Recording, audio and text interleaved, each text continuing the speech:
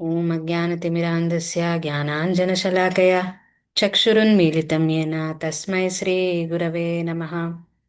श्रीचैतन्यमनोभीष्टं स्थापितं येन भूतले स्वयं रूप कदा मह्यं ददाति स्वपदान्तिकं। वन्देऽहं श्रीगुरो श्रीयुतापदकमलं श्रीगुरून् वैष्णवांश्च श्रीरूपं साग्रजातां सहगना रघुनाथान्वितं तं सजीवं साद्वैतं सावधूतं परिजनसहितं कृष्णचैतन्यदेवं श्रीराधाकृष्णपादान् सहगना ललिता श्रीविशाखान्वितांश्च। हे कृष्णकरुणा सिन्धु दीनबन्धो जगत्पते गोपेश गोपिकान्त राधाकान्त नमोऽस्तु ते। तप्तकाञ्चन गौराङ्गी राधे वृन्दावनेश्वरि वृषभानुसुते देवी प्रणमामि हरिप्रिये। वाञ्छाकल्पतरुभ्यश्च कृपा सिन्धुभ्य एव च पतितानां पावनेभ्यो वैष्णवेभ्यो नमो नमः। नमो विष्णुपादाय कृष्णप्रेष्ठाय भूतले श्रीमते भक्तिवेदान्त स्वामिन्निति नामिने। नमस्ते सारस्वते देवे गौरवाणी प्रचारिणे निर्विशेष शून्यवादी पाश्चात्यदेशतारिणे। जय श्री कृष्ण चैतन्य प्रभु नित्यानंद श्री अद्वैत गदाधरा श्रीवासादि गौर भक्तवृंदा। हरे कृष्णा कृष्ण कृष्ण हरे हरे हरे राम राम राम हरे हरे। హరే కృష్ణ. సో ఈ రోజుటి శ్లోకం, ఈరోజు రేపు మనము చర్చించబోయే శ్లోకాలు చాలా చాలా చాలా చాలా చాలా చాలా ఇంపార్టెంట్ అండి. సో మనం కొంచెం టైం స్పెండ్ చేద్దాం వీటి మీద మంచిగా. ఎందుకంటే ఇస్కాన్లో చాలా మంది అనుకుంటారు వీళ్ళు ఊరికే జపం చేయమంటారు అనేసి. ఆ, అసలు ఎందుకు జపం ఎందుకు చేయడము ఏంటిది ఈరోజు తెలుసుకుందాం ఈ శ్లోకం ద్వారా. ఈరోజు ఇంకా రేపు చాలా ఇంపార్టెంట్ శ్లోకాలు. సో నిన్నటికి మనకు 7వ చాప్టర్ అయిపోయింది. ఇప్పుడు 8వ చాప్టర్ చెప్పాలంటే యాక్చువల్గా 7వ చాప్టర్ అయిపోయాక కొన్ని ప్రశ్నలు వేస్తారు ఆ, అర్జునుడు. ఆ ప్రశ్నలకు సమాధానంగా ఈ శ్లోకం చెప్తారు కృష్ణ. సో ఈ శ్లోకం, అంతకాలే చ మామేవ స్మరన్ ముక్త్వా కలేవరం య ప్రయాతి సమద్భావం యాతి నాస్త్యత్ర సంశయః. అంతకాలే చ మామేవ స్మరన్ ముక్త్వా కలేవరం య ప్రయాతి సమద్భావం యాతి నాస్త్యత్ర సంశయః. ఇక్కడ చదువుతారా ఎవరన్నా? ప్రభుజీ మాతాజీ ఎవరన్నా? అంతకాలే చ మామేవ స్మరన్ముక్త్యా కలేవరం యః ప్రయాతి సమద్భావం యాతి నాస్త్యంత్ర సంశయః. Hare Krishna. Thank you Prabhuji. కనిష్యం. Okay, ఇది చదవండి అక్కడ. జితేంద్ర ప్రభుజీ మీరు చదువుతారా? ఓకే. అంతకాలే జీవితము చివరిలో చ కూడా నన్ను ఏవ నిశ్చయంగా స్మరిస్తూ ముక్త్వా విడిచి కలేవరం దేహాన్ని యహ ఎవడు ప్రయాతి పోతాడో సహ అతడు మద్భావం నా భావాన్ని యాతి పొందుతాడు. నా అస్తి లేదు అత్ర ఇక్కడ సందేహము. జీవితము చివరిలో కేవలము నన్నే స్మరిస్తూ తన దేహమును విడిచే ఎవడైనా శీఘ్రమే నా భావాన్ని పొందుతాడు. ఇందులో ఎటువంటి సందేహము లేదు. Hare Krishna. Thank you Prabhuji. So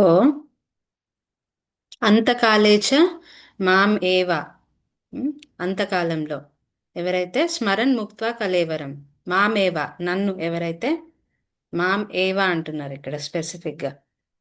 ఏవా అని కూడా చెప్తున్నారు. ఏవా అంటే స్పెసిఫిక్గా, నిశ్చయంగా, ఖచ్చితంగా నన్ను ఉమ్, స్మరణ్ ముక్త్వా కలేవరం, నన్ను తలుచుకుంటూ, స్మరణ్ ముక్త్వా కలేవరం అంటే దేహం, శరీరం, అలాంటి వాళ్ళు నన్ను చేరుకుంటారు. మద్భావం, నన్ను చేరుకుంటారు. యాతి నాస్త్యత్ర సంశయంలో ఎటువంటి సందేహం కూడా లేదు అని కృష్ణుడు చెప్తున్నారు. సో ఇదండి. ఈ ఏంటంటే సారీ, ల్యాప్టాప్ కొంచెం, యా. సో ఎందుకు జప చేయడం అంటే మెయిన్గా ఇది రీజన్. ఎందుకంటే అంతకాలంలో ఎవరైనా తలుచుకుంటే భగవంతుడిని, ఆయన దగ్గరికి వెళ్తారని భగవంతుడు చెప్తున్నాడు. మరి అంతకాలంలో తలుచుకోవాలంటే, అంతకాలం అన్నది ఇంతకుముందు క్లాసెస్లో నేను ఎగ్జాంపుల్ ఇచ్చాను. అంతకాలం అన్నది ఇది ఒక ఫైనల్ ఎగ్జామ్ లాగా.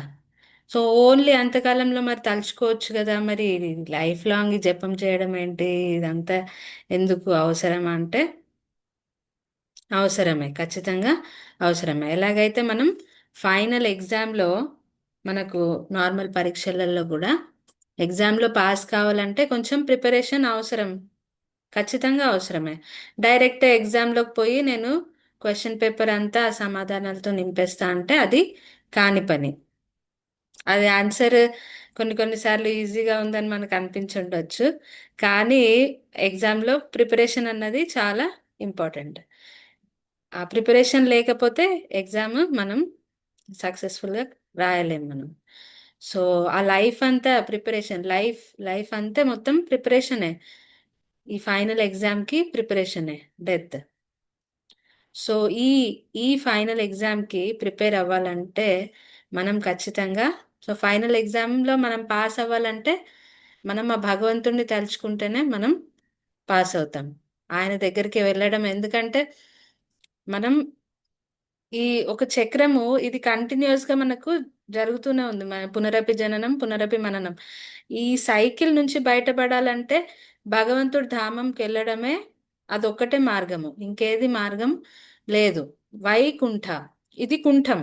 కుంఠం అంటే కష్టాలతో నిండి ఉన్న ప్రదేశం, ఇది భౌతిక జగత్తు. వైకుంఠం అంటే అక్కడ ఏమి కష్టాలు అన్నవి లేవు. ఇంకా 4 పెద్ద ప్రాబ్లమ్స్ ఈ కుంఠలో ఉన్న 4 పెద్ద ప్రాబ్లమ్స్: జన్మ, మృత్యు, జర, వ్యాధి. ఇవి నాలుగు ఎక్కడికి పోయినా మనకు తప్పేది కాదు. ఎన్ని శరీరాలు చేంజ్ చేసినా కానీ మళ్ళీ అదే కదా. ఇంకా ఈ ఇప్పుడు ఈ మానవ దేహం వచ్చింది మనకు. నెక్స్ట్ ఎలా ఏ శరీరం వస్తుందో తెలియదు, మన కర్మానుసారం, మన స్వభావము. అది కూడా రేపటి శ్లోకాల్లో చూస్తాము, ఇంకా ఎలా ఏం శరీరాలు రావచ్చు అనేసి. సో ఎక్కడికి పోయినా కానీ, మనం స్వర్గలోకాలకు పోయినా నరకలోకాలకు పోయినా మళ్ళీ ఈ ఈ సైకిల్ అన్నది తప్పదు మనకు. అది ఎండ్ కాదు. వేరే మతాలలో అది అది ఎండ్ లాగా వాళ్ళ బుక్స్లలో రాసుంటుంది. వేరే మతాలలో ఖురాన్ కానీ బైబిల్ కానీ వాళ్ళ దాంట్లో రాసింది అది కొంచెం లిమిటెడ్ పోర్షన్. మన శాస్త్రాల్లో వాళ్ళ శాస్త్రాల్లో ఈ హెవెన్ హెల్ కాన్సెప్ట్ ఉంటుంది మనకు. బైబిల్లో కానీ లేకపోతే ఖురాన్లో కానీ జహన్నుం అంటారు, ఇవన్నీ ఉంటాయి కదా. హెల్, హెవెన్ మన దాంట్లో కూడా ఉంటాయి, కానీ మన అంటే వాళ్ళ దాంట్లో అక్కడి వరకే ఇచ్చారు జ్ఞానం. కానీ మన దాంట్లో ఏంటంటే అక్కడికి వెళ్ళాక కూడా మళ్ళీ తర్వాత మనం మళ్ళీ అక్కడ మన పుణ్య అకౌంట్, పాపం అకౌంట్ ఏదైనా కానీ అది క్లోజ్ అయ్యాక మళ్ళీ జన్మ తీసుకోవాలి. మళ్ళీ మానవులుగా పుట్టొచ్చు, దాని తర్వాత కూడా ఏమైనా కూడా పుట్టొచ్చు. సో అలా చక్రం నడుస్తూనే ఉంటుంది. దీని నుంచి బయటపడాలంటే అసలు భగవంతుడిని ఎందుకు తెలుసుకోవాలి ఫస్ట్ ఆఫ్ ఆల్ అంటే, ఎందుకంటే భగవంతుని తలుచుకొని భగవంతుడి ధామంలోకి చేరుకుంటేనే మనం ఈ సైకిల్ నుంచి బయట పడగలుగుతాం. సో అదనమాట. ఎందుకంటే నేను చెప్పినట్టుగా ఎగ్జామ్లో లాస్ట్ మినిట్ ప్రిపరేషన్ అన్నది ఎప్పుడు వర్కౌట్ కాదు. ఫుల్ టెన్షన్లో పడిపోతాం. ఇది ఈ లాస్ట్ మినిట్ బీటెక్ స్టూడెంట్స్ లాగా ఇది వర్కౌట్ అవ్వదు. ఇది చాలా చాలా కష్టమైన ఎగ్జామ్ ఇది. యాక్చువల్గా భగవంతుడిని ఈజీనే కదా, ఏముంది, చనిపోయే ముందు తలుచుకోవాలి భగవంతుడిని. యాక్చువల్గా దీన్ని మిస్అండర్స్టాండ్ చేసుకొని చాలా మంది సూసైడ్ కూడా చేసుకున్నారంట. సూసైడ్ చేసుకుంటూ ఇలా భగవంతుడిని నామం పలకడము అలా. కానీ అది అది కరెక్ట్గా దీన్ని భగవంతుడిని ఎంకరేజ్ చేయట్లేదు. అది కాదు. అది భగవంతుడు ఆమ్, స్మరణలోకి రాడు అంత ఈజీగా. సో మనకు భగవంతుడు ఆ మూమెంట్లో గుర్తుకు రావాలంటే మనం ప్రాపర్ వేలో పద్ధతిలో మనం ఎగ్జామ్కి ప్రిపేర్ అవ్వాలి. అంటే లైఫ్ లాంగ్ మనం ప్రిపేర్ అవ్వాలి. చెప్పము ఏదో ఒక ఆ, ఆ, శాస్త్ర అధ్యయన, భగవంతుడి సేవ చేయడము, భక్తుల సేవ చేయడం, టెంపుల్స్కి రావడం, దర్శనం చేసుకోవడం ఇలా. ఎందుకంటే ఇది నేను చెప్పినట్టుగా ఎగ్జామ్ అంతా ఈజీ కాదు మనం అనుకున్నంత. డెత్, చావు అన్నది మీకు ఎవరికన్నా తేలు కుట్టిన ఎక్స్పీరియన్స్ ఉందా ప్రభుజీ, మాతాజీ? మీకు ఎవరికైనా తేలు కుట్టిందా ఎప్పుడైనా?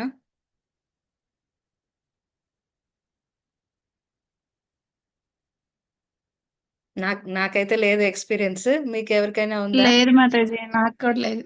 ఓకే. కానీ లేదు లేదు, లేదు. లేదు. కానీ చాలా పెయిన్ఫుల్ గానే ఉంటుంది మనకు.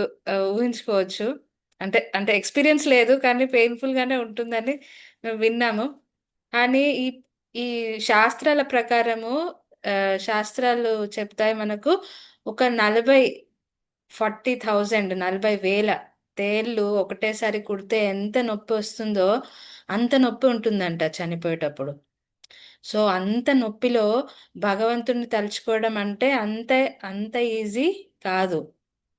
ఎలాగైతే మనకు ఆమ్, కష్టం ఉన్న టైంలో, నార్మల్ టైంలో ఓకే భగవంతుడు దర్శనం చేసుకోవడం, టెంపుల్కి రావడం ఇవన్నీ ఎవరైనా చేస్తారు. కానీ ఆ చావు ఆ మూమెంట్లో భగవంతుడు అంత ఈజీగా గుర్తుకు రాడు. అది లైఫ్ లాంగ్ సాధన ఉంటే కానీ గుర్తుకు రాడంత ఈజీ. ఎందుకంటే అంత అంత నొప్పి ఉంటుందంట శాస్త్రాలు చెప్తాయి మనకు. సో అంత నొప్పిలో మళ్ళీ ఎలా గుర్తుకొస్తారు మనకు? మనం లైఫ్ లాంగ్ ఏది చేస్తే ఎలాంటి పనులలో మనము ఇన్వాల్వ్ అయి ఉంటామో అదే గుర్తుకొస్తారు. ఎగ్జాంపుల్ ఇంకా బస్ డ్రైవర్, మనకు ఈవెన్ నిద్రలో కూడా మనకు చూస్తాం. ఒక bus driver ticket ticket ticket ticket అని అనుకుంటూ బస్లో ఉంటాడు. మనం నిద్రపోయినప్పుడు కూడా అదే వస్తుంది. సిమిలర్గా నిద్రలో కూడా టికెట్ టికెట్ టికెట్ టికెట్ అంటాడు. సో ఆ, మనకు చావప్పుడు కూడా మనం లైఫ్ లాంగ్ ఏం చేసామో అలాంటి అదే దానికి రిలేటెడే గుర్తుకొస్తాయి మనకు. ఎందుకంటే వాటి పట్లే ఆసక్తి ఉంటుంది కదా, అవే గుర్తుకొస్తాయి.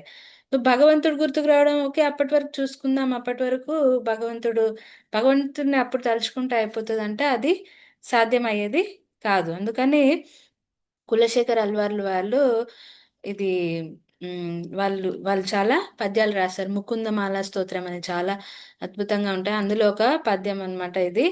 కృష్ణత్వదీయ పద పంకజ పంజరాంతం ఆద్యైవమే విశదు మానస రాజహంస. ఇవేంటంటే భగవంతుడి పాద పద్మాలను ఒక లోటస్ తోని పోలుస్తాం ఎప్పుడైనా మనం. సో పద పంకజ పంజరాంతం ఆద్యైవమే విశదు మానస రాజహంస. ఇలాగైతే హంసలు ఈ లోటస్ కమల పువ్వులతోని మంచిగా ఆడుకుంటూ ఉంటాయి, వాటితోని, వాటి స్టెమ్స్ తోని. ఆ మనసు కూడా ఎప్పుడు మీ పంక్ పాద పద్మాల దగ్గర ఎప్పుడు అలాగే ఉండాలి. ఉండి దాని తర్వాత ఇంకొక ఈ నెక్స్ట్ రెండు లైన్ చాలా ఇంపార్టెంట్. ప్రాణ ప్రయాణ సమయే కఫవాత పిత్తై కంఠావరోధన విధో స్మరణం కుతస్తే. ఆయన ఏమంటున్నారు? ఇప్పుడే నా ప్రాణాలు, నా మనసు ఇలా మంచిగా ఉన్నప్పుడే, నా మనసు మీ పాదాల దగ్గర ఉన్నప్పుడే నా ప్రాణాలు పోతే బాగుంటుంది. ఎందుకంటే ప్రాణ ప్రయాణ చనిపోయే టైంలో ఎలా నేను మీ నామం పలుకుతాను? కఫ వాత పిత్త మొత్తం నా కంఠం మొత్తం బ్లాక్ అయిపోతుంది, ఎంతో కష్టంగా ఉంటుంది. అప్పుడు మిమ్మల్ని తలుచుకోవడం, మీ నామం పలకడం ఇది చాలా కష్టము. అంత కష్టంలో ఇప్పుడు నా వల్ల కాదు. ఇప్పుడు ఇప్పుడు బాగుంది శరీరము, ఇప్పుడే నా ప్రాణాలని, ఇప్పుడు నేను ఎప్పుడైతే నా మైండ్ మీ పాదాల మీద పెట్టగలుగుతానో ఇప్పుడే నా ప్రాణాన్ని మీరు తీసుకెళ్ళిపోండి అని ఇలా ఆయన ప్రే చేస్తున్నారు. సో ఆయన అంత గొప్ప వాళ్ళు కూడా, భక్తులు కూడా ఆయన చెప్తున్నారు చనిపోయేటప్పుడు తీసుకోవడం భగవంతుడి పేరు, నామం తీసుకోవడం, ఆయన తలుచుకోవడం అంత కష్టము. మనం చూస్తుంటాము చాలా మంది ఓల్డ్ ఏజ్ పీపుల్ కూడా వాళ్ళకు ఏమీ గుర్తుండదు ఆ టైంలో కూడా. ఆల్జైమర్స్ వస్తుంది, అది వస్తుంది, ఇంత వస్తుంది, ఎంతో కష్టాలు, జర. ఉమ్, అండ్ ఇంకొక ఇంపార్టెంట్ పాయింట్ ఏంటంటే మనకి డెత్ అన్నది ఎప్పుడు వస్తుందో తెలీదు. ఈ మనకు నార్మల్ ఎగ్జామ్స్ అయితే ఒక డేట్ ఉంటుంది, డేట్ ఫిక్స్ చేస్తాము, అప్పుడు ఓకే టైం ఉంది లేదు అన్నది తెలుసు. కానీ ఈ చావు అన్నది మనకు ఎప్పుడు వస్తుందో తెలియదు. మనకు ఒక్క నిమిషం కూడా గ్యారంటీ లేదు. మనం ఎప్పుడు మన లైఫ్ లో కూడా మనం చూస్తూ ఉంటాము. చాలా యంగ్ మంది కూడా చనిపోతున్నారు ఈ మధ్యలో, హార్ట్ అటాక్స్ యంగ్ మందిలో కూడా చాలా కామన్ అయిపోతుంది. సో దేనికి గ్యారంటీ లేదు, మనం అంత ఈజీగా తీసుకోలేము. అందుకని జపం అన్నది చాలా ఇంపార్టెంట్. జపం అన్నది అందుకనే భగవంతుడిని నిత్యం తలుచుకునే ఒక ప్రాసెస్ అన్నమాట. ఈ ప్రాసెస్ మనకు ఆచార్యులు ఇచ్చారు. భగవంతుడు కూడా మన స్వయంగా వచ్చి ఈ నామ సంకీర్తన అన్నది మనకు ఇచ్చారు. అందుకని కూడా భాగవతంలో నిత్యం భాగవత సేవయ్య, ఎప్పుడు తరచు నార్మల్ గా 16 రౌండ్స్ చేయాలని భక్తులు అంటారు. కానీ భాగవతం చెప్తున్న నిత్యం ఎల్లప్పుడూ ఎప్పుడు భగవంతుడి సేవ చేయాలి. ఎప్పుడు భగవంతుడి నామం మనం తలుచుకుంటూనే ఉండాలి. అది మెల్లమెల్లగా ప్రాక్టీస్ అవుతుంది మనకు జపం చేస్తున్నప్పుడు. ఎలాగైతే నార్మల్ గా మనం ఒకరిని బాగా తలుచుకుంటుంటే తర్వాత టైంలో కూడా వాళ్ళు మనకు గుర్తొస్తూ ఉంటారు. ఒక మ్యూజిక్ ఏదైనా మనకు బాగా నచ్చితే అది నార్మల్ వేరే వేరే పనులు చేస్తున్నప్పుడు కూడా ఆ మ్యూజిక్ ఆటోమేటిక్ గా మనకు నోట్లోకి వచ్చేస్తుంది. అది పాడడం మనం పా పాడుతూ ఉంటాం. సో అలాగే ఆ మనం భగవంతుడి నామం అది పలకడం, అది జపం చేయడం అన్నది మనం అలవాటు చేసుకుంటే మెల్లమెల్లగా దానికి టేస్ట్ వస్తుంది. మెల్లమెల్లగా వేరే పనులు చేసుకుంటూ కూడా మనము భగవంతుడిని తలుచుకోవడం, ఆయన పేరు చెప్పడం అలా మనం చేస్తూ ఉంటాం. ఇంకా ఏ, ప్రహ్లాద్ మహారాజ్ చెప్తారు, కౌమార ఆచరేత్ ప్రాజ్ఞ ధర్మాన్ భాగవతానిహ అని వస్తుంది శ్లోకం. ఆయన ప్రహ్లాద్ మహారాజు చెప్తారు తన ప్రేయర్స్. అంటే తను వేరే శిష్యులు ఉంటారు కదా, షండ అమర్క దగ్గర ఏదైతే గురుకులంలో వాళ్ళు నేర్చుకోవడానికి వెళ్తారో వేరే పిల్లలకు, దైత్య పిల్లలకు, ఆ, రాక్షసుల పిల్లలకు చెప్తారు, చిన్నప్పటి నుంచి ఇది మీది కరెక్ట్ ఏజ్, ఇప్పటి నుంచే మీరు స్టార్ట్ చేయాలి. అందుకని మనం అనుకుంటాము, ఓ మనం ఓల్డ్ ఏజ్ వచ్చాక చూసుకోవచ్చు, ఇది కరెక్ట్ టైం కాదు అని చాలా మంది అంటారు. ఇప్పుడు కాదు ఇవన్నీ చేయాల్సింది, ఓల్డ్ ఏజ్కి వచ్చినాక చూసుకుంటామండి. లేదు, ఇంకా ఏమంటారు, ఆ యాక్చువల్గా ప్రహ్లాద్ మహారాజ్ చెప్తారు, మన లైఫ్ లో ఒక 100 ఏళ్ళు, ఇప్పుడు 100 ఏళ్ళు బతకట్లేదు అయినా కానీ 100 ఏళ్ళు అనుకుంటే మనకు ఫస్ట్ 20 ఇయర్స్, 20 ఏళ్ళు ఎలా బాల్యము ఇంకా యవ్వనము ఇందులో అయిపోతుంది. బాల్యంలో ఏం అర్థం కాదు, యవ్వనంలో ఫుల్ జోష్లో ఉంటాము, అప్పుడు కూడా ఏదో ఏదో టైం వేస్ట్ చేస్తూ ఉంటాము. సో అది ఆ 20 ఇయర్స్ అన్నది వేస్ట్ అయిపోతుంది. దాని తర్వాత ఇటు సైడ్ ఓల్డ్ ఏజ్ లో 20 ఇయర్స్ వాటి మీద మనం నమ్మకం పెట్టుకోలేము. అప్పుడు శరీరం సహకరించదు. అప్పుడు మనము తీర్థ ప్రదేశాలు అవి ఇవి ఓకే జపం అట్లీస్ట్ చేయొచ్చేమో, కానీ బాడీ చాలా వీక్ అయిపోతుంది బాడీ. అప్పుడు ఎక్కువ ఎక్కువ విషయాలు గుర్తు కూడా ఉండవు. అప్పుడు మనం ఏం ప్రాక్టీస్ చేసి అప్పుడు ఏం గుర్తు తెచ్చుకోవడానికి ప్రయత్నిస్తాం. అప్పుడు లైఫ్ లాంగ్ చేసినయే అన్ని మర్చిపోతూ ఉంటాం ఆ టైంలో. సో ఆ 20 ఇయర్స్ ఎండింగ్, ఓల్డ్ ఏజ్ లో కూడా 20 ఇయర్స్ అవి అవి వేస్ట్ అవుతాయి ఏదో ఒకలాగా. మధ్యలో మధ్యలో ఉన్న పీరియడ్ మనం సగం టైం నిద్రపోతాం అంట. సో నిద్రలో కూడా సగం టైం పోతుంది. సో ఇప్పుడు ఎన్ని మిగిలాయి, ఇటు 20, 20, 40 అయిపోయాయి. ఇంకా మిగతా 60లో 30 ఇయర్స్ మనం నిద్రపోవడంలోనే అయిపోతుందని ప్రహ్లాద్ మహారాజు ఇస్తున్నారు క్యాల్కులేషన్. ఇది భాగవతంలో మీరు పాత ఆ భక్త ప్రహ్లాద్ మూవీ చూస్తుంటే అందులో కూడా వస్తాయి డైలాగ్స్. సో భాగవతంలో ఉంది ఇది. ఇంకా మిగతా లైఫ్ లో కూడా ఆయన అంటారు, మనం సంసారము అది ఇది అని వాటి మీద మీద ధ్యాస పోతుంది మనకు. ఇంకా మనం భగవంతుడి గురించి వినేది ఎప్పుడు, జపం చేసేది ఎప్పుడు, తెలుసుకునేది ఎప్పుడు, ఆలోచించేది ఎప్పుడు. సో మనకు టైం చాలా, మనం అనుకుంటాం చాలా ఉంది టైం అని, కానీ నిజంగా టైం అంత లేదు మనకు. మనం ప్రతి ఒక్క సెకండ్, ప్రతి ఒక్క మినిట్ మనం చాలా జాగ్రత్తగా వినియోగించుకొని భగవంతుడిని ఏదో ఒకలాగా స్మరించడానికి మనం ప్రయత్నించాలి. Time is very valuable. మనకు ఉందని అనుకుంటాం కానీ భగవంతుడు భగవద్గీతలో చెప్తారు, I am the time factor. So మనం టైం భగవంతుడికి ఇవ్వాలని అనుకుంటే ఆయన he will show us means ఆయన మనకు ఆయన ఆయన సేవలో ఎలా మనం వినియోగించుకోవచ్చు అని మనకు టైం ఆయన ఇస్తాడు మనకు. కానీ మనం ఫస్ట్ మనం ఎఫర్ట్ పెట్టాలి భగవంతుడి కోసం. కొంచెం టైం కేటాయించడానికి మనం ఎఫర్ట్ పెడితే మన ఎఫర్ట్ చూసి ఖచ్చితంగా భగవంతుడు అనుగ్రహించి మనకు ఎక్కువ ఎక్కువ ఇంకా ఆధ్యాత్మిక విషయాలలో ఇన్వాల్వ్ అవ్వడానికి ఆయన టైం ఇస్తారు మనకు. కానీ ఆ, మనం ఆ ఎఫర్ట్ టైం తీసుకోవడానికి ఎఫర్ట్ పెట్టకపోతే అది ఆయన ఆయన కూడా ఇంకా ఏదో ఒకలాగా మనం వేరే విషయాలలో ఇన్వాల్వ్ అయ్యేటట్టే మనల్ని బిజీ ఉంచుతారు. సో మనం మన సైడ్ నుంచి ఎఫర్ట్ పెట్టాలి ఆ, భగవంతుడి కోసం సమయం ఇవ్వడానికి. తర్వాత నేను చెప్పాను కదా, మన చిన్న చిన్న ప్రాబ్లమ్స్ అవి, ఆ పని ఉంది ఈ పని ఉంది ఇప్పుడు కరెక్ట్ టైం కాదు అని ఏవో సాకులు చెప్తూ మనం ఇలాంటి పనుల్ని మనం మాక్సిమం పోస్ట్ పోన్ చేస్తాము ఏదో ఒక చిన్న రీజన్ తోనే.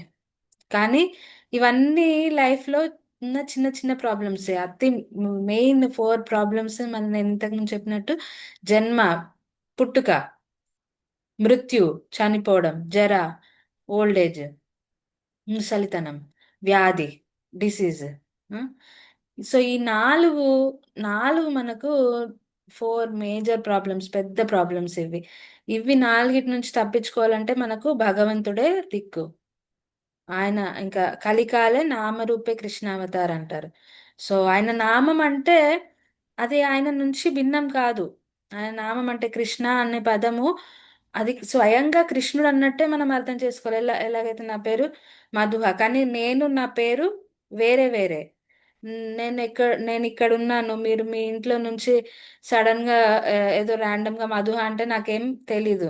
నా గురించి మాట్లాడుకుంటే నాకేం అర్థం కాదు. కానీ కృష్ణుడి నామం అలా కాదు. కృష్ణ అన్న పదంకి కృష్ణకు ఏమీ తేడా లేదు అని అంటారు. మళ్ళీ అదొకటి. ఇంకొకటి, ఆయన పేర్లకి ఏదైతే మీనింగ్ ఉంటుందో ఆయన స్వభావం కూడా అలాగే ఉంటుంది. మనకు అలా కాదు. ఎవరైతే ఆమ్, ఏ ఏదైనా పేరు ఆమ్, ఇట్లా రిచ్ పర్సన్ అన్నట్టు పేరు ఉంటుంది, కానీ చూస్తే ఆయన పెద్ద పేరు రాజా అని పేరు పెట్టుకుంటారు. కానీ చూస్తే ఆయన చాలా పువర్ పర్సన్, ఏం డబ్బులు లేకుండా ఆ, సేవకుడిలాగా ఉంటుండొచ్చు. అలాగనమాట. సో ఆయన పేరు చాలా పవర్ఫుల్. కృష్ణ అన్న నామం చాలా పవర్ఫుల్. ఇప్పుడు మనకు డౌట్ రావచ్చు, మరి జీవితం అంతా మనం అన్ని ఆధ్యాత్మిక కార్యక్రమాలలో పాల్గొని జపం చేసి మనము టెంపుల్స్కి వచ్చి భాగవతం అవన్నీ శ్రవణం చేసి ఎంత చేసినా కానీ ఒకవేళ అంతకాలంలో మనకు భగవంతుడు గుర్తుకు రాలేదనుకోండి, అప్పుడు మనం చేసిందంతా వేస్టేనా మరి? ఏమంటారు మీరు? వేస్ట్ అయిపోతుందా? వేస్ట్ అవ్వదు మాధవి. ఎక్కడి నుంచి ఆపామో అక్కడి నుంచి మొదలవుతుంది నెక్స్ట్ జన్మలో. హరి బోల్, చాలా కరెక్ట్ చెప్పారు ప్రభుజీ. మనం ఇంతకు ముందు శ్లోకాల్లో కూడా తెలుసుకున్నాం మనం ఇది. ఇది భగవద్గీతలోనే మనం ఇంతకు ముందు నేహాభిక్రమణాశోస్తి ప్రత్యవాయో న విద్యతే స్వల్పమప్యస్య ధర్మస్య త్రాయతే మహతో భయాత్. ఈ శ్లోకంలో మనం చర్చించాము. కొంచెం చేసినా కానీ ఆ భక్తి అన్నది ఎప్పుడు వేస్ట్ కాదు. కొంచెం మనం డెవలప్ అయినా, కొంచెం పురోగతి చెందినా కానీ అది త్రాయతే మహతో భయాత్, గొప్ప పెద్ద పెద్ద భయాల నుంచి మనన్నది రక్షిస్తుంది. యాక్చువల్లీ ఈ శ్లోకం నేను డిస్కస్ చేసినప్పుడు అజామిల్ స్టోరీ చెప్పేది ఉండే. ఇంకా వేరే ప్రభుజీ మాతాజీ డిస్కస్ చేశారు తెలియదు కానీ, అజామిలుడు ఆయన స్టార్టింగ్ తన లైఫ్ లో కొంచెం భక్తి కేటాయిస్తాడు. దాని తర్వాత ఆయన డైవర్ట్ అయిపోతాడు. ఒక వైశ్యాన్ని చూసి మొత్తం డైవర్ట్ అయిపోయి మొత్తం అన్ని చెడు పనులు, పాప పనులలో ఇన్వాల్వ్ అయిపోతాడు మొత్తం. కానీ లాస్ట్ మూమెంట్ లో ఆయన చనిపోయేటప్పుడు లక్ ఏంటంటే అది ఆ ఇంక్లినేషన్స్ ఉంటాయి కదా, ఏదో ఆ సుకృతితోని ఫస్ట్ ఆయన ఇనిషియల్ లైఫ్ లో భక్తి ఇంకా శాస్త్రాలు వీటన్నిటిని ఫాలో అవ్వడం వల్ల ఆయనకు నారాయణ అని ఒక కొడుక్కి, చిన్న కొడుక్కి పేరు పెట్టుకోవడం వల్ల ఆయన చనిపోయే టైంలో నారాయణ నారాయణ అని పలికినప్పుడు విష్ణుదూతలు వస్తారు. అప్పుడు అంతకుముందు ఫస్ట్ యమదూతలు వచ్చి ఆయన లాక్కెళ్ళిపోతుంటారు ఆయన ఆత్మను. తర్వాత ఇట్లా తన కొడుకుని పిలుస్తుండే నారాయణ నారాయణ అని. కానీ విష్ణుదూతలు వస్తారు, విష్ణుదూతలు వచ్చి ఆయనను రక్షిస్తారు. సో త్రాయతే మహతో భయాత్, పెద్ద పెద్ద డేంజర్స్ నుంచి. సో భగవంతుడు భక్తి కొంచెం చేసినా కానీ అది మనల్ని ఎప్పటికీ రక్షిస్తుంది. మన దానిలో ఎప్పుడు అది పర్మనెంట్ బ్యాంక్ బ్యాలెన్స్ లాగా ఉండిపోతుంది. తర్వాత ఇంకొక శ్లోకం కూడా వచ్చింది మనకు, ప్రాప్య పుణ్యకృతాన్ లోక ఉచిత్వాం శాశ్వతి సమా శుచినాం శ్రీమతాం గేహే యోగ భ్రష్టో విజాయతే.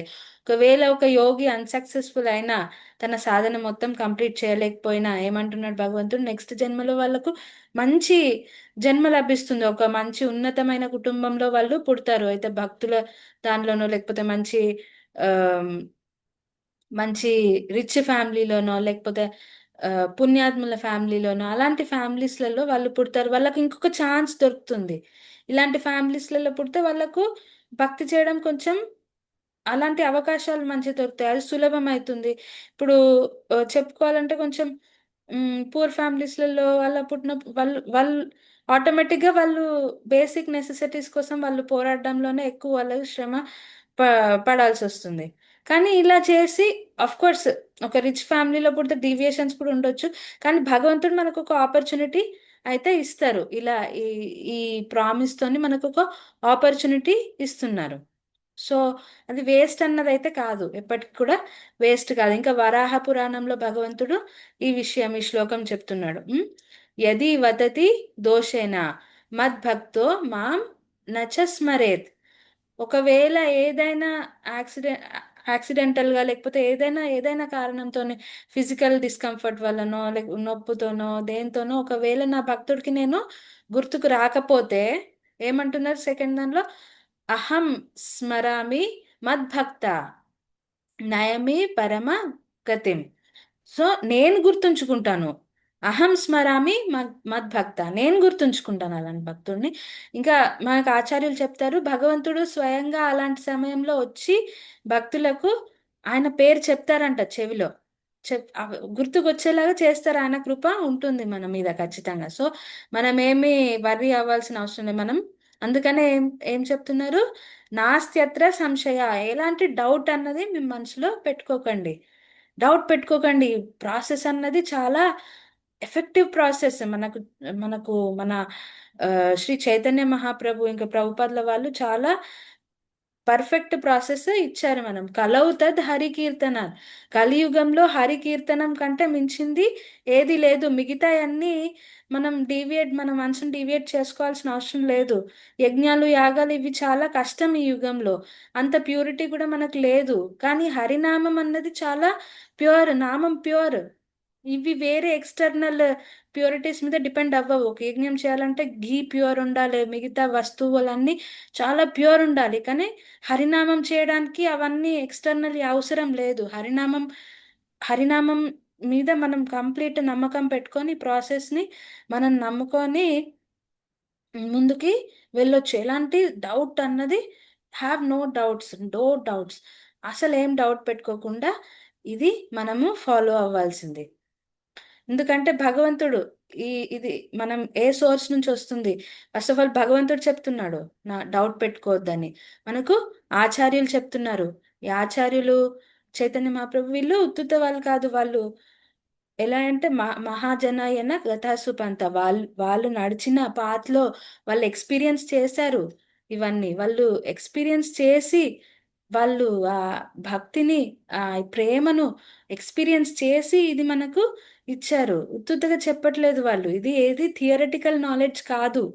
చాలా మంది అనుకుంటారు ఇదంతా మైథాలజీ, ఇది దీనికి ఏమి ప్రూఫ్స్ లేవు, ఇది ఏదో ఆమ్, నరహరి అంట, నరసింహ అంట, హాఫ్ మ్యాన్ హాఫ్ లయన్, ఇట్లా పాపలోకాలు నూనెలో వేయించడము, ఇదంతా ఏదో మనల్ని భయపెట్టడానికి అంతే. కానీ అలా కాదు. రాసిన వాళ్ళు, ఈ నాలెడ్జ్ ఇచ్చిన వాళ్ళు ఉత్తుతగా ఏం రాయలేదు. వాళ్ళు ఎంతో జ్ఞానంతోనే రాశారు. వాళ్ళు ఎక్స్పీరియన్స్ చేశారు. వాళ్ళు త్రికాలజ్ఞులు, వాళ్ళకి అన్ని తెలుసు. సో ఆ నాలెడ్జ్తో రాసా నమ్మకం మనం పెట్టుకోవాలి. మనకు ఆచార్యులు కూడా వాళ్ళు కొంతమంది డైరెక్ట్ మనల్ని ఉద్ధరించడానికి వచ్చారు వాళ్ళు. సో వాళ్ళ మీద మనం నమ్మకం పెట్టుకోవాలి. వాళ్ళు క్రెడిబుల్ సోర్స్. అందుకనే ఆ, మనకు పరంపర ఎక్కడి నుంచి వస్తుంది ఆ నాలెడ్జ్, ఈ క్రెడిబిలిటీ, దీన్ని ప్రూవ్ చేయడానికి ప్రభుపాదుల వారు ఈ నాలెడ్జ్, ఈ భగవద్ విజ్ఞానం ఎక్కడి నుంచి వస్తుంది, ఏంటి పరంపర, ఇది సాక్షాత్ కృష్ణ నుంచి వస్తుందని మనకు భగవద్గీతలో పరంపర మొత్తం ఇచ్చారు. కృష్ణుడి నుంచి ఎవరెవరు ఆచార్యులు ఉన్నారు, ఎలా వచ్చింది నాలెడ్జ్ అని ఇది ప్రూవ్ చేయడానికే మనకు ఇచ్చారు పరంపర. అది మొత్తం ఫస్ట్ చాప్టర్ జస్ట్ ముందు పేజ్లో ఉందని నేను చెప్పాను కదా ఇంతకుముందు. సో అది ఆ, ఉత్తుగానే రాలేదు ఈ నాలెడ్జ్, చాలా క్రెడిబుల్ సోర్స్. మామేవ ఈ శబ్దం గురించి చెప్పాను కదా, ఈ శబ్దం చాలా ప్లేసులలో వాడుతున్నారు. మామ్ చెప్పారంటే కృష్ణ చాలా సార్లు ఏవా ఇలాంటి శబ్దాలు కూడా వాడుతున్నారు. ఎలా లాస్ట్ చాప్టర్లో కూడా ఉమ్, మాం ఏకం శరణం వ్రజ అని చెప్తున్నారు. ఆ, సర్వధర్మాన్ పరిత్యజ్య మాం ఏకం శరణం వ్రజ.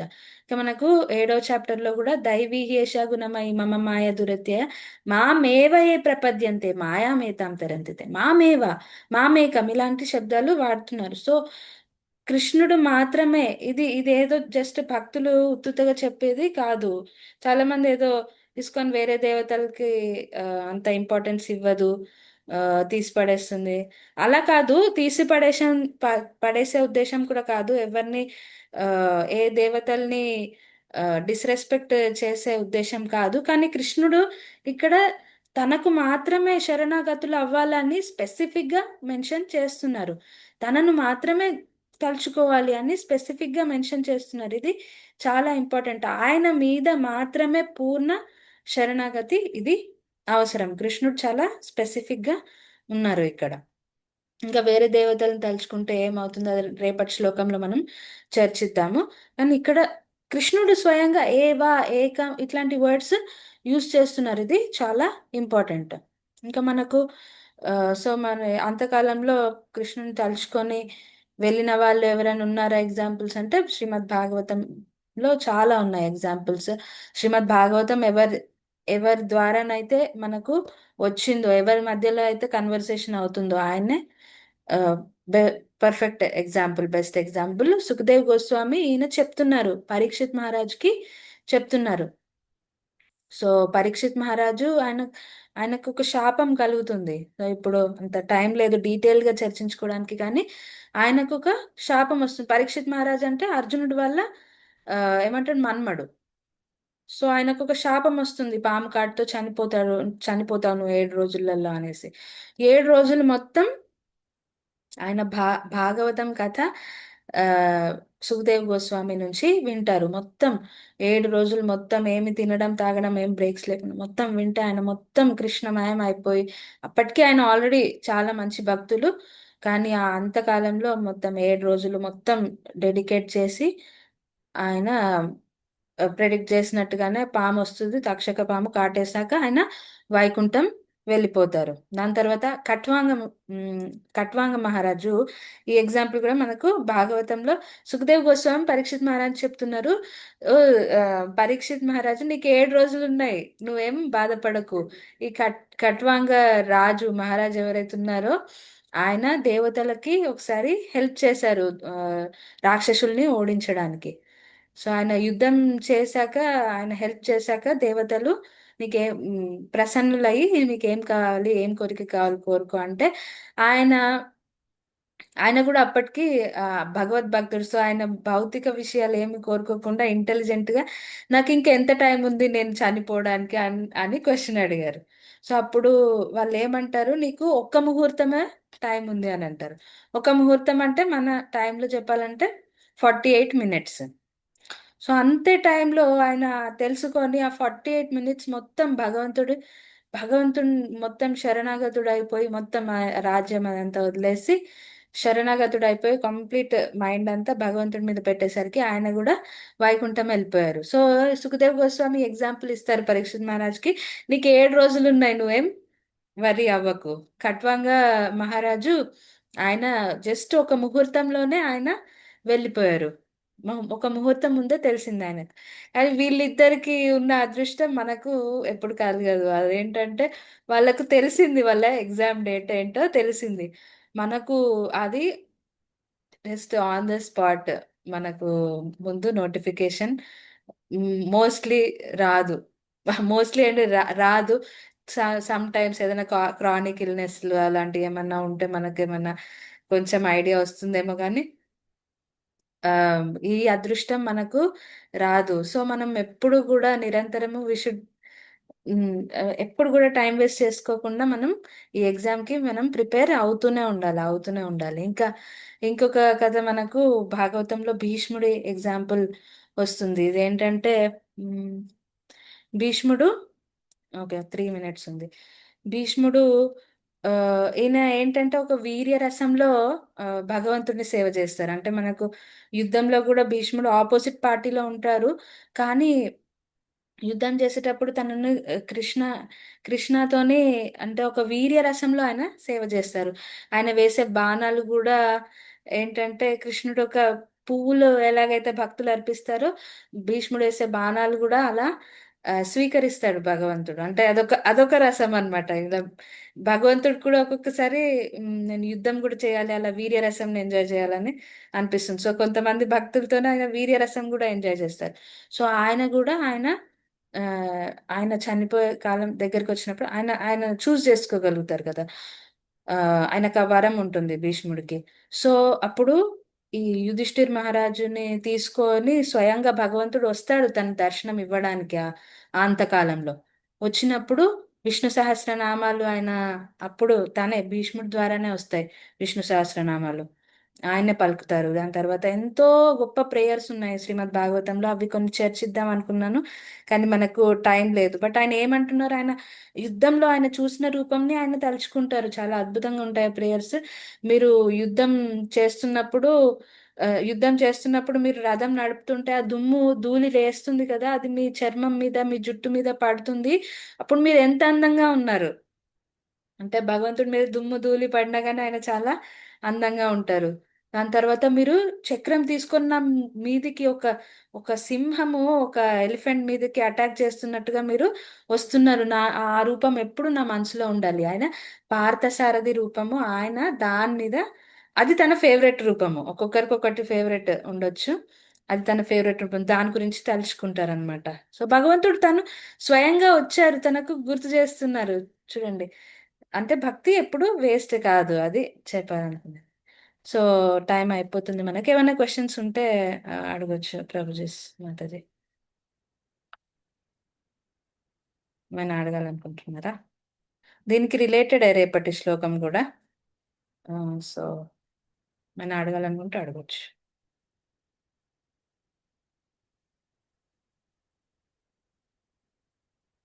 ఓకే, ఏం క్వశ్చన్స్ లేవంటే మనము క్లోజ్ చేద్దాం. హరే కృష్ణ. వాంఛకల్పతరుభ్యశ్చ కృపా సింధుభ్యైవ చ పతితానాం పావనేభ్యో వైష్ణవేభ్యో నమో నమః. అనంతకోటి వైష్ణవ బృంద की जय, श्रील प्रभुपाद की जय. हरे कृष्ण. Thank you.